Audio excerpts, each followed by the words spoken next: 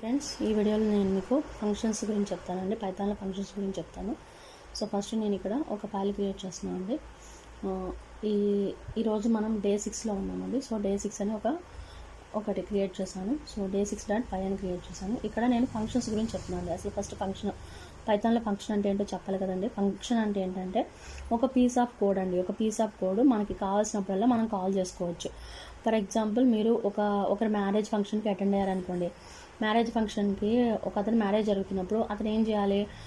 పంతుల్ని మాట్లాడాలి, అలాగే పెళ్లి భోజనాలు అవుతున్నాయా లేదో చూడాలి, లేదన్నా ఎవరైనా గెస్టులు వస్తే వాళ్ళని రిసీవ్ చేసుకుంటున్నారా లేదో చూడాలి, అలాగే ఎవరికైనా వాటర్ ఏమైనా కావాల్సి వస్తే సర్వ్ చేయడం, ఇవన్నీ ఉంటాయి కదండి ఒక పెళ్ళి జరుగుతుంటే. సో సేమ్ అలాగే ఒక ప్రాజెక్ట్లో మనకి చాలా ఫంక్షన్స్ కాల్ చేయాల్సి వస్తుంది అనమాట. ప్రతిసారి ప్రతి ఒక్కరి దగ్గరికి వెళ్ళి అన్ని పనులు అవుతున్నాయా అని ఒకరే చూడాలంటే చాలా కష్టం కదండి. ఇప్పుడు ఫర్ ఎగ్జాంపుల్, పెళ్లి కొడుకు పెళ్లి పెట్టల మీద కూర్చున్నాడు అనుకోండి. అతనికి భోజనాలు అయినాయో లేదా ఎలా తెలుస్తుందండి? వెళ్ళి ప్రతి ఒక్కరి దగ్గరికి వెళ్ళి కనుక్కుంటాడా? లేదు కదా. ఆ భోజనాల కాంట్రాక్ట్ ఒకరికి ఇచ్చేస్తాడు. ఆయన పిలిచి అడుగుతాడు, ఇంకెంత టైం పడుతుంది భోజనాలకి అంటే. ఏంటంటే అదొక భోజనాలు అనేది ఒక చిన్న ఫంక్షన్ లాంటిది, అలా ఊహించుకోండి మీరు. సో ఒక ఫంక్షన్ లాంటిది, అతన్ని పిలిచి కాల్ చేస్తాడు, భోజనాలు అయినాయా అవలేదా. తర్వాత గెస్ట్లు వచ్చారా లేదా, గెస్ట్ల కోసం ఒకరిని పిలిచి కాల్ చేస్తాడు, ఎంతమంది వచ్చారు, ఎంత భోజనం సరిపోతుంది అని. అలాగా అంటే ఏంటంటే మీరు ఒక ఫంక్షన్ యొక్క ముఖ్య ఉద్దేశం ఏంటంటే ఫంక్షన్ కానీ మెథడ్ కానీ ఎలా అయినా కాల్ చేయొచ్చండి.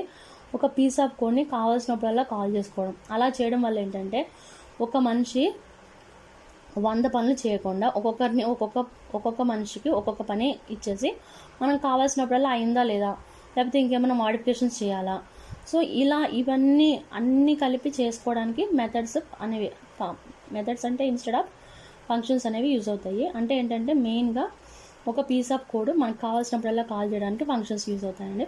సో ఫస్ట్ నేను ఈరోజు ఫంక్షన్ ఎలా డిక్లేర్ చేయాలో చెప్తున్నాను. డిఫ్ అనే ఒక కీవర్డ్ యూజ్ చేస్తామండి ఫంక్షన్ డిక్లేర్ చేయడానికి. తర్వాత ఫంక్షన్ నేను యాడ్ అని ఇచ్చాను. యాడ్ తర్వాత ఇది ఫంక్షన్ డిక్లరేషన్ అనమాట. యాడ్ అనేది ఫంక్షన్ నేమ్ అనుకోండి. ఇప్పుడు రిటర్న్ 5 + 6 అని ఇస్తున్నాను. అంటే ఇక్కడ నేను ఏం చేయలేదండి, జస్ట్ ఏం చేస్తాను, యాడ్ అనే ఒక ఫంక్షన్ తీసుకున్నాను, డైరెక్ట్గా 2 వేరియబుల్స్ తీసుకుని రిటర్న్ చేయమని చెప్తున్నాను. సో ఇదేంటంటే నార్మల్ ఫంక్షన్ అనమాట. ఇప్పుడు నేను ప్రింట్ యాడ్ అంటే నాకు వాల్యూ ప్రింట్ అవుతుంది. ఎందుకు? నేను ఒక ఫంక్షన్ క్రియేట్ చేశాను. ఎప్పుడు మనం ఎక్కడ ఉండి మనకి కావాల్సినప్పుడల్లా మనం ఫంక్షన్ని కాల్ చేసుకోవచ్చు అనమాట.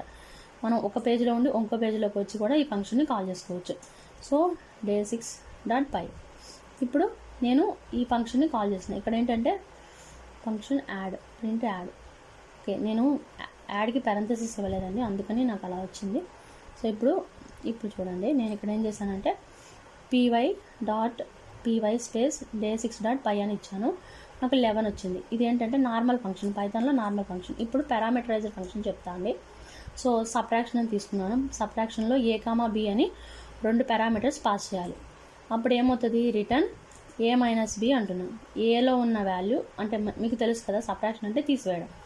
ఇప్పుడు దీన్ని మనం కాల్ చేయాలంటే ప్రింట్ ఏం చేయాలి? ఫస్ట్ మనం ఈ సబ్ట్రాక్షన్ అనే ఫంక్షన్ కాల్ చేయాలి కదా. నేను రిజల్ట్ అని ఒక వేరియబుల్లోకి తీసుకుంటున్నా. రిజల్ట్ = సబ్ట్రాక్షన్ ఆఫ్ 10, 5 అని ఇచ్చాను. ఇప్పుడు ఏంటంటే నేను ఈ రిజల్ట్ అనే వేరియబుల్ దగ్గర మన సబ్ట్రాక్షన్ ఫంక్షన్ కాల్ చేశాను. కాల్ చేసినాక 10, -5 అనే వాల్యూ ఇందులోంచి రిటర్న్ అవుతుంది. ఈ రిజల్ట్లో ఆ వాల్యూ ఉంటుంది. సో నెక్స్ట్ నేను ప్రింట్ చేస్తున్నాను. అంటే మనకి అది కరెక్ట్గా ఎగ్జిక్యూట్ అయిందో తెలియాలి కదా. సో రిజల్ట్ అని ఇచ్చాను. ఇప్పుడు ఏంటి, ఇందులో మనం ఏదైతే వాల్యూని ఇందులో స్టోర్ చేసుకున్నామో దాన్ని ప్రింట్ చేస్తున్నాను అనమాట. ఇప్పుడు నేను మళ్ళీ వచ్చి ఎగ్జిక్యూట్ చేశాను. చూసారండి, నేను 10, 5 అని ఇచ్చాను కదా. సో ఇక్కడ 20, 5 అని ఇచ్చేద్దాం. ఇప్పుడు ఇక్కడ 20, 5 అని ఇచ్చాను. 20 నుంచి 5 తీస్తే 15. సో 15 వచ్చింది కదా. ఇదేంటంటే పారామీటరైజ్డ్ ఫంక్షన్ అనమాట. కొన్ని ఫంక్షన్స్కి ఏంటంటే డిఫాల్ట్గా మనం వాల్యూ ఇచ్చేయచ్చు. ఫర్ ఎగ్జాంపుల్ DEF అని తీసుకున్నానండి, మల్టిప్లికేషన్ అని ఇచ్చాను. ఇక్కడ ఏంటంటే a = 10, నేను ముందే వాల్యూని ఇనిషియలైజ్ చేస్తున్నాను. b = 20. ఓకే అండి. c = నన్ అని టైప్ మనకు ఉంది కదండి, ఒక డేటా టైప్ ఉంది కదా, నేను చెప్పాను స్టార్టింగ్లో. సో ఇప్పుడు ఏం చేస్తున్నాం అంటే రిటర్న్, మనం ఫంక్షన్ డిక్లరేషన్ కండి ఫస్ట్ DEF రాసిన తర్వాత ఫంక్షన్ నేమ్ రాసిన తర్వాత ఈ కాలన్ మర్చిపోవద్దండి. ఈ కాలన్ ఉంటేనే పైథాన్ ఇది ఒక ఫంక్షన్లా ట్రీట్ చేస్తుంది. సో నెక్స్ట్ ఏం చేస్తున్నాము, a*b అని ఇచ్చాను. ఈ a*b అనే వాల్యూని నేను cలో పెడుతున్నాను. థర్డ్ వేరియబుల్ యూజ్ చేయకుండా ఇక్కడ సీలో పెట్టి సీని రిటర్న్ చేస్తున్నాను. సో ఇప్పుడు నేనేం చేస్తాను అంటే A*B అని ఇచ్చాను, సీని రిటర్న్ చేశాను. ఇప్పుడు డైరెక్ట్గా నేను దీన్ని కాల్ చేస్తున్నాను ప్రింట్. ఎందుకంటే మనం ఇక్కడ పారామీటర్స్ పాస్ చేయక్కర్లేదు, ఆల్రెడీ నేను బై డిఫాల్ట్గా ఇచ్చేసాను కదా పారామీటర్స్. జస్ట్ ఆ ఫంక్షన్ మాత్రం కాల్ చేయాలి పారామీటర్స్తో. సో ఇప్పుడు నేను మల్టిప్లికేషన్ అని ఇచ్చాను. ఇక్కడ ఏమైంది, జస్ట్ నేను ఇచ్చిన వాల్యూ నేను 10,20 అని ఇచ్చాను కదండి. మల్టిప్లికేషన్లో మనకి 200 వచ్చింది. ఇవన్నీ ఫంక్షన్స్లో టైప్స్ అండి. పారామీటరైజర్ ఫంక్షన్స్, ఎంటీ వాల్యూ ఫంక్షన్స్, ఇవన్నీ మనకి ఎప్పుడు ఫంక్షన్స్ యూజ్ అవుతాయి అంటే అండి, మెయిన్గా మీరు ఒక పెద్ద ప్రాజెక్ట్ ఇంప్లిమెంట్ చేస్తున్నప్పుడు ఒక 100 లైన్స్ ప్రోగ్రామ్ రాయాలనుకోండి, మీరు అన్ని 100 లైన్స్ ఒకే దాంట్లో రాయకుండా వేరే ఫైల్లో ఒక ఫంక్షన్ రాసి కావాల్సినప్పుడల్లా యూజ్ చేసుకున్నారనుకోండి, మీకు ఏమవుతుందంటే ముందు ఆ కోడ్ చూడంగానే అర్థమవుతుంది, రీడబిలిటీగా ఉంటుంది. ఇంకేంటంటే అమ్మో 100 లైన్స్ కూడా ఇప్పుడు నేను అర్థం చేసుకోలేనని అంత భయం ఉండదు అనమాట. ఏదన్నా పీస్గా డివైడ్ చేస్తే జస్ట్ మనకి కొంచెం డీబగ్గింగ్ కూడా ఈజీగా ఉంటుంది అనమాట. అందుకని ఈ ఫంక్షన్స్ అనేవి యూజ్ అవుతాయి. మెయిన్ రీయూజబిలిటీ, డీబగ్గింగ్ ఫెసిలిటీస్ కోసం యూజ్ చేస్తారు. త్వరగా రీడబిలిటీగా ఉంటుంది.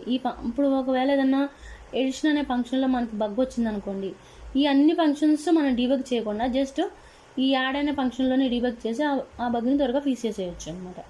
అది ఫంక్షన్స్ యొక్క మెయిన్ ఇంటెన్షన్ అండి. నెక్స్ట్ వీడియోలో నేను మీకు మాడ్యూల్ ఎలా క్రియేట్ చేయాలి,